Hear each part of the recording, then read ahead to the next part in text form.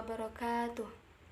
Baik, saya Ninis Maulidia dari jurusan Pendidikan Bahasa Arab dari kelas 6A akan sedikit menjelaskan mengenai konsep dasar Mu'jam Arabi guna untuk memenuhi tugas UTS mata kuliah Fathul Mu'jam yang diampuh oleh dosen Dr. Muhammad Fatoni MPDI.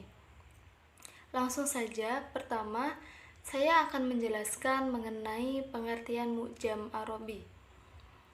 Secara etimologi, Mu'jam berasal dari kata ajamun yang bermakna samar-samar atau tidak jelas.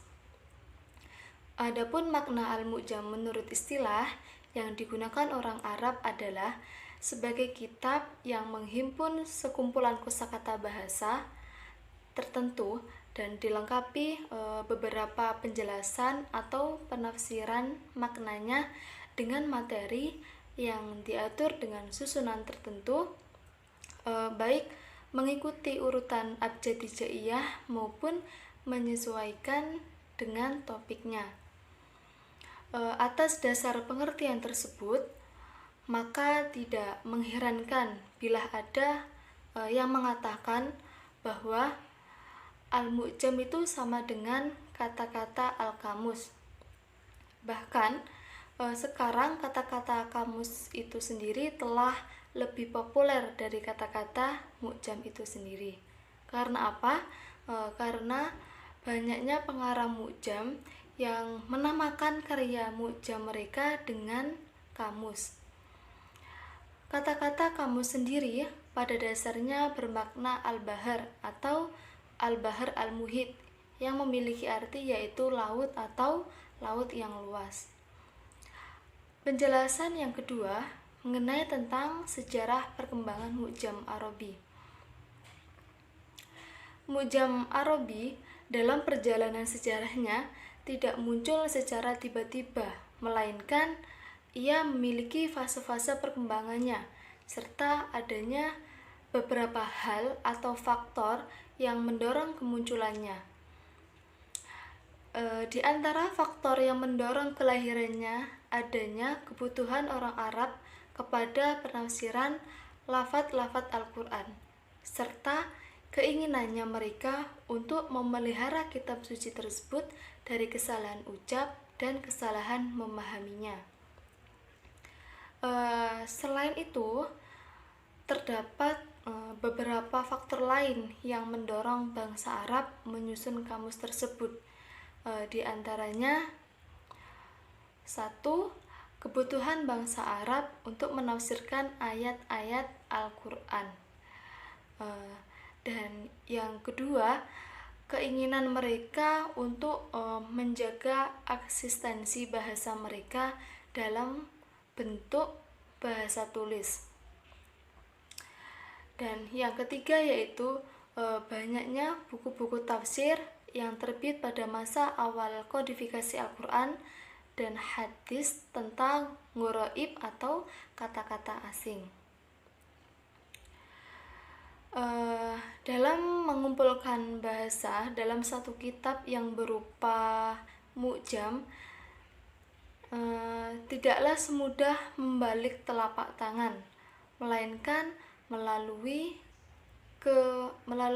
beberapa fase, yaitu fase pertama, fase di mana bahasa dikumpulkan atas dasar kesepakatan. Artinya, seseorang ulama pergi ke pelosok desa, lalu mendengar kosakata yang berkenaan dengan sesuatu seperti tentang hujan.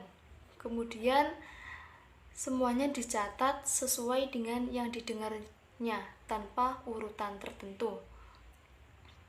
Untuk fase kedua, fase mengumpulkan kata yang berhubungan dengan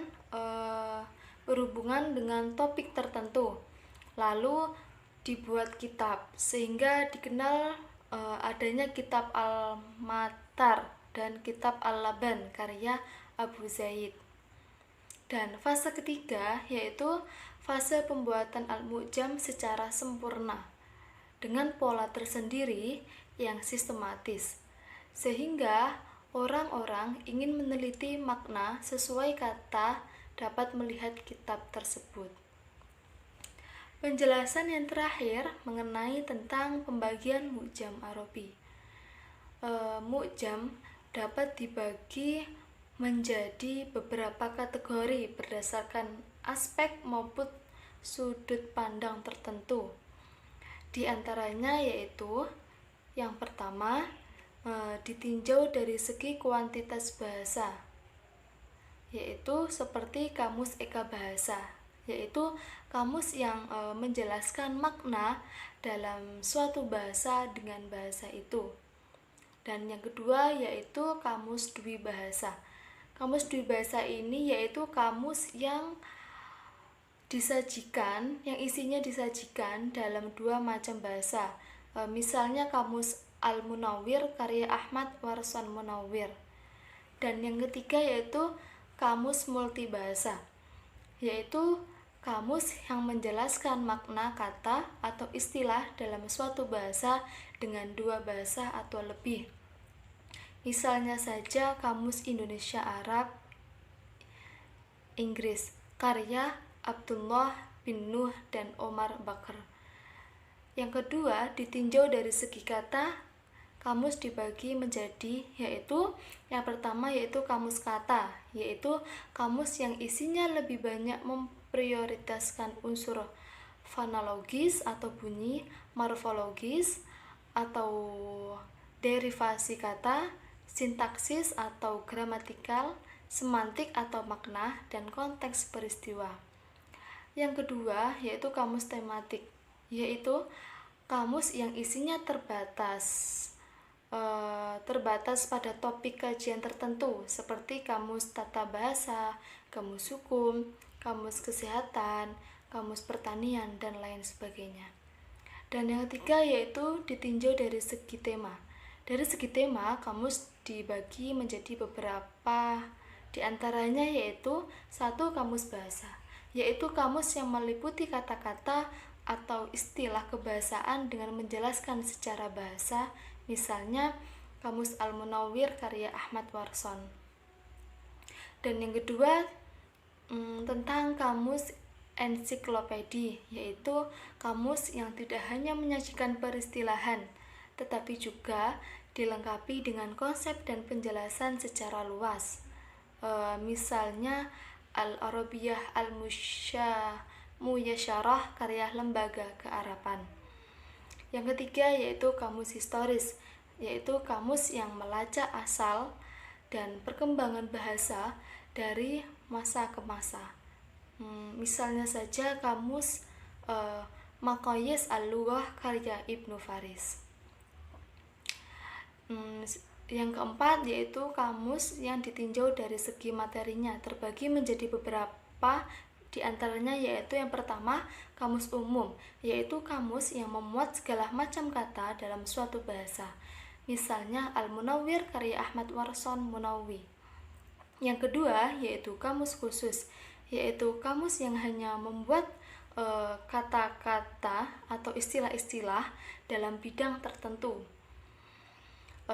Yang kelima, ditinjau dari segi susunannya, kamus dibagi menjadi beberapa, yaitu yang pertama kamus alfabetik, yaitu kamus yang memuat kata-kata atau istilah-istilah dengan maknanya secara alfabetik atau abjad, misalnya Al-Munawwir karya Ahmad Warsan Munawwir.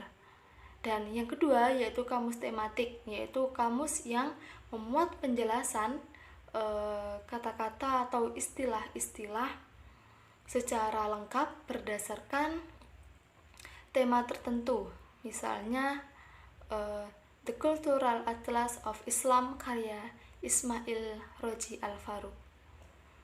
Mungkin cukup sekian yang dapat saya sampaikan, kurang lebihnya saya mohon maaf yang sebesar-besarnya. Akhirul kalam, wassalamualaikum warahmatullahi wabarakatuh.